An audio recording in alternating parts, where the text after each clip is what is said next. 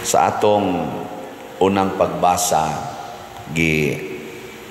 sulti ni San Pablo ngadto kang Tito, ay kanis Tito mao man ni murag iyang leader, murag obispo niyang gipili nga himuan og mga pangulo ang matag lungsod, kay nag-organize man sila mga simbahan niya. Ang pangulo gibutangan ni San Pablo diri mga basic nga kaning kinaiya nga angayng batunan. Isip pangulo sa simbahan nga nagda og kaluwasan, importante kaayo nga dili sa lawayon ang kinabuhi sa usa ka pangulo. Pwede sa ning i-apply sa mga ginikanan, kay kamo may pangulo sa gagmayng simbahan nga mao ang pamilya. Kinahanglan dili sa lawayon ang inyong kinabuhi. Mao na kada mga amahan nga mga bit or inahan nga mga bit, dako kay na siya kadaot sa kinabuhi sa mga bata. Apil na sa mga ginikanan nga way kasal, nagpuyo-puyo lang, dili magampo, dili mga lawat, dako kay nag-impact nga bati ngadto sa mga anak. Mo nang niingon si Jesus diri sa atong ebanghelyo, ang sala mahitabo gid na, pero alaot kadtong tao nga mao'y hinungdan nga makasala ang gagmayng bata. Mo nang niingon siya diri,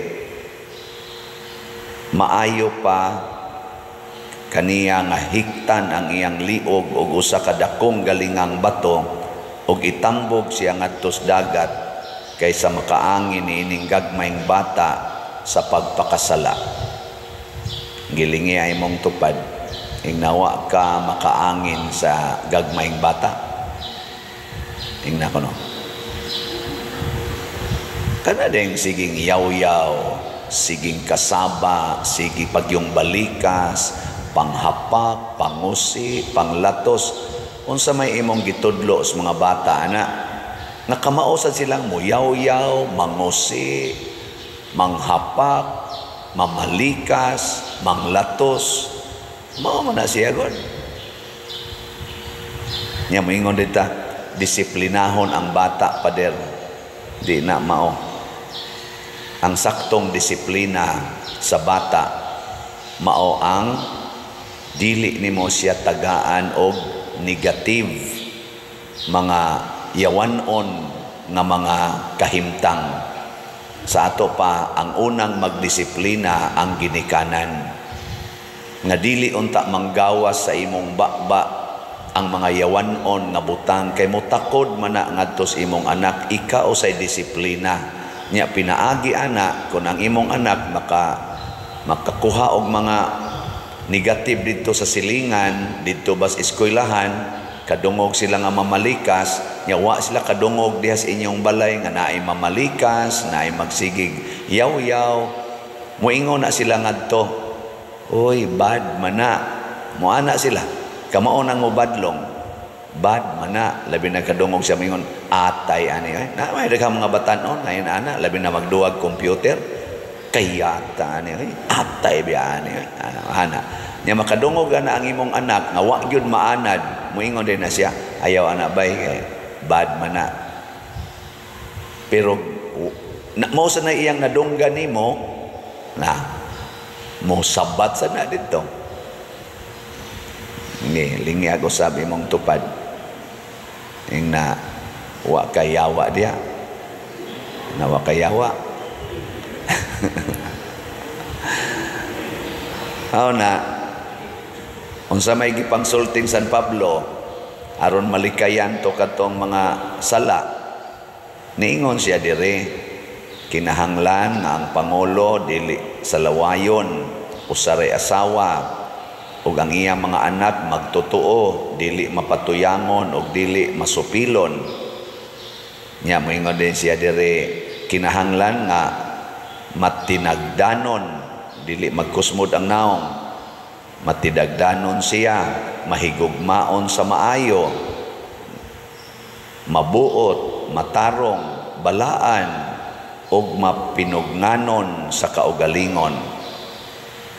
Kinahanglan nga magpabilin siyang lig-on diha sa pagtulunan nga kasaligan nga gitudlo kaniya aron makadasig siya sa uban. Ug mao ni ang kinabuhi sa mga santos nga atong gi-recognize sa simbahan.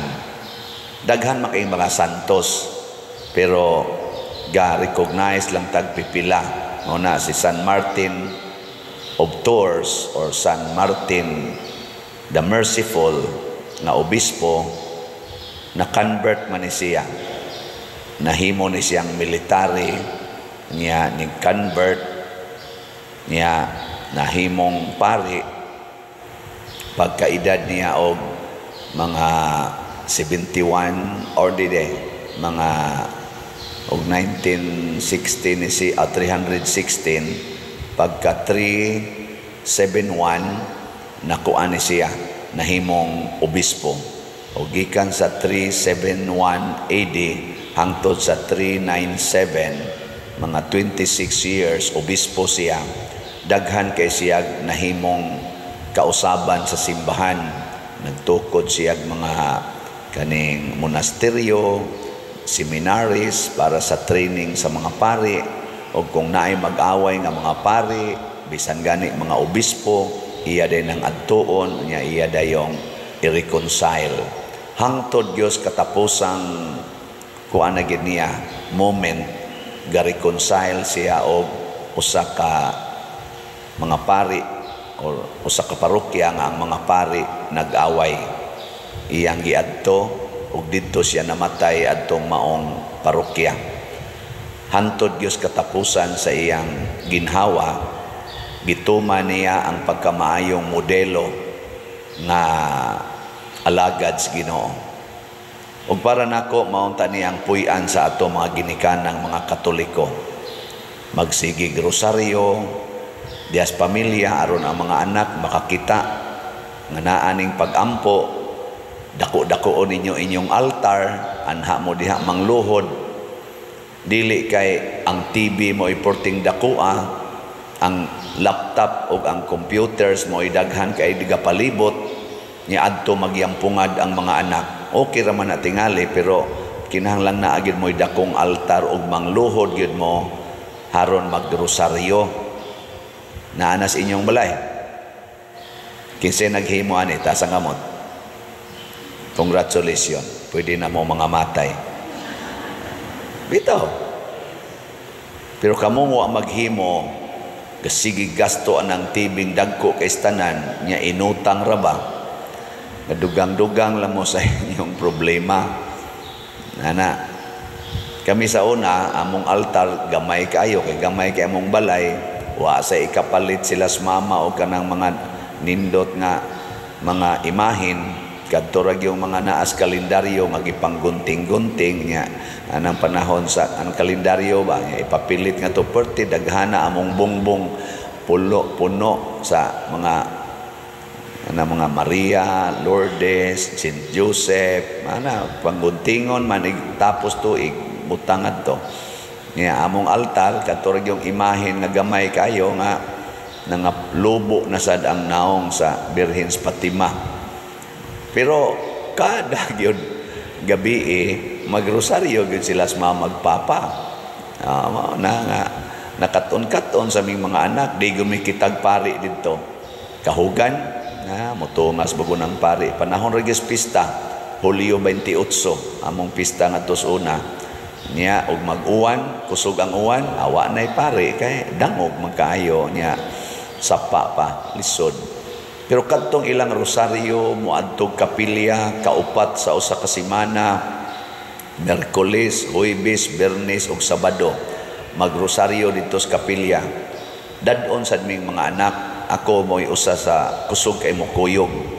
O bisan pas akong pagkasiaw, pagkabadlongon, ingnon tangpunga, nakaton-katon gyud ko nisod sa akong hunahuna o kasing-kasing kining pagampo o pagsalig sa Ginoo.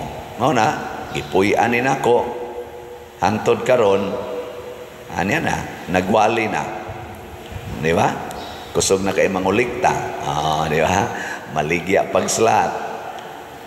Nya ako sad karon na sa ko struggle. Kinahanglan sad ko mahimong more or less modelo sa maayong pamatasan dinhi sa atong parokya o diha simbahan. Gikono lingi ay mong tupad ina okay ra nimos father. Ina okayhan ra kang father. Mangutana ba? Ay lang ko sulti-sultihi. Kamo lay pangutana diha. Kaya mohonghong masana okay raman pero di sa okay usahay. Mulibak masan mo usahay, no? Na inyo mo na usahay malibakan sa kong makasabaan, masawayan diha social media, sawayon sa ko. Kay ang sala lagi mahitabo. Pero unsa may pinakanindot nga kinaiya sa tao nga modelo sa kaayo, kana sang kamaong muangkon sa iyang sala, kamaong mangayog pasaylo. Yes, makasama kita, makapaninghag ta, makapangaway ta, makapanghusga ta, pero pangayog pasaylo o makaamgo na ka. Dili kay ato yung dipinsahan ang atong sayop.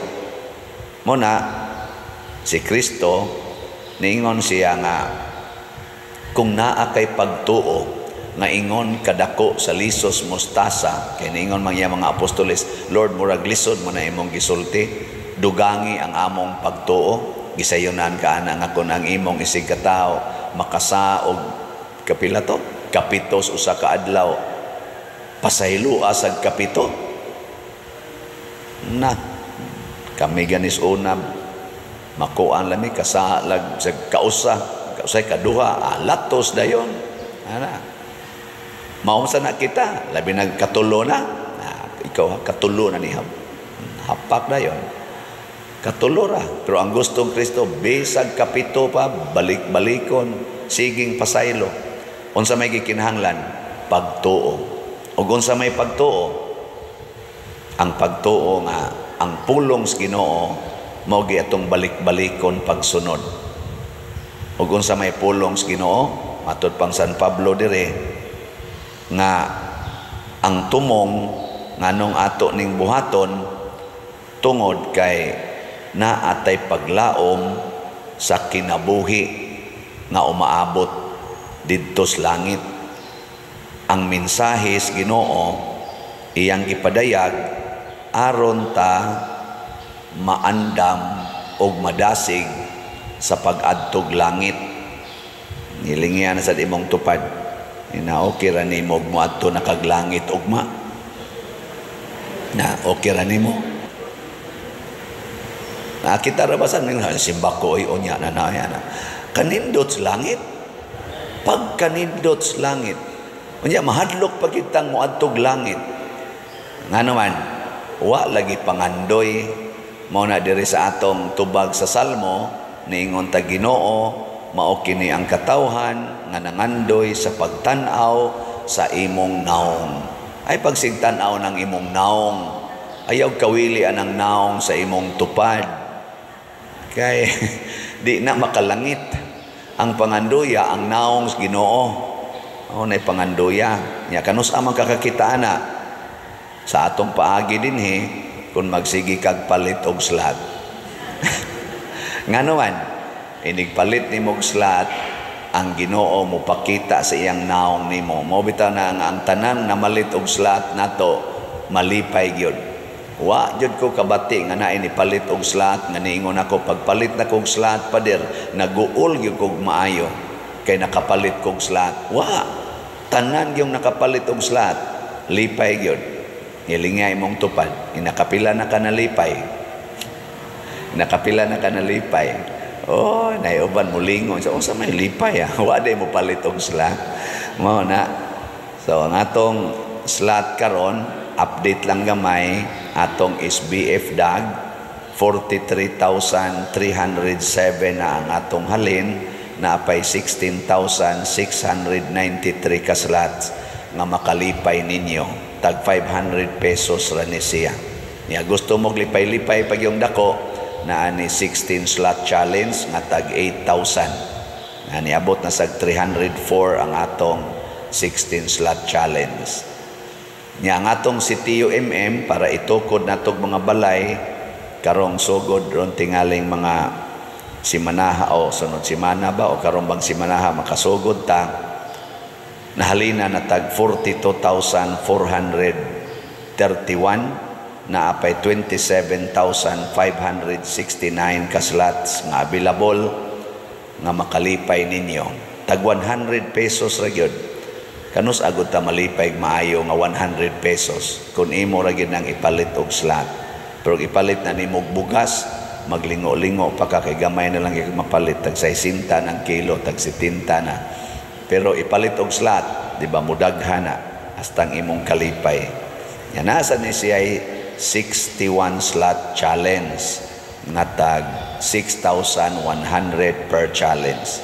Nakadawat na sa tag 201 ka 61 slot challenge. So atong pakpakan ang namalit niini. Salamat kayo. Nindot no. Nya ngato sang DSAP katong investment slot, 5 naman lang to ka slot ang nahibilin. Nanasay nahalin na duha, 3 na lang ka slots.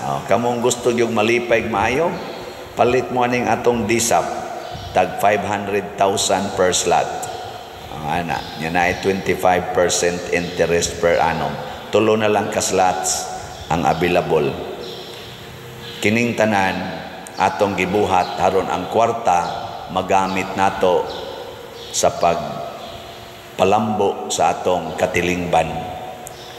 Kanang pagpangtukod og balay, dako kay nagkalambuan ang paghatag og mga bugas ngadto sa mga kabos, tabang aning mga masakiton, dako kay nagkalambuan kaysa magsigi tag-away sama narong ilang giawayan diya sa ato mga politicians naghisgot og mga bilyon-bilyon na pay trilyon, sige silag away, sigig sinawayay, sigig pasangin lanay og kinsay hinungdan kuno nga wa maayong pagkagamit kining mga milyon-milyon, bilyon-bilyon, trilyon-trilyon, pero wa gyoy moangkon nga ako. Way mo angkon nga ako. Apil ko ana. Magsigi gyud talabol gyud.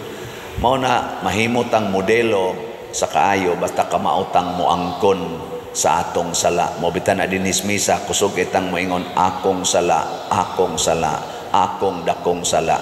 Dili ta magsagingon akong sala, imo sang sala, ilang sala, akong sala. Ana ha?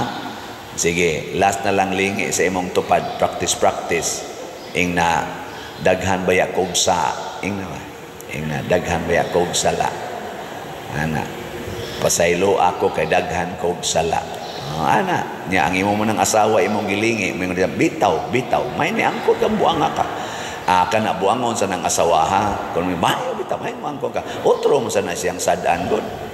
Maginang ko na lang, inigingos ba na, day, nabi ako'y sa mingos ang asawa, same to you. Nindot kayo, di na gina magkaaway. Manindog na ta mga sadaan.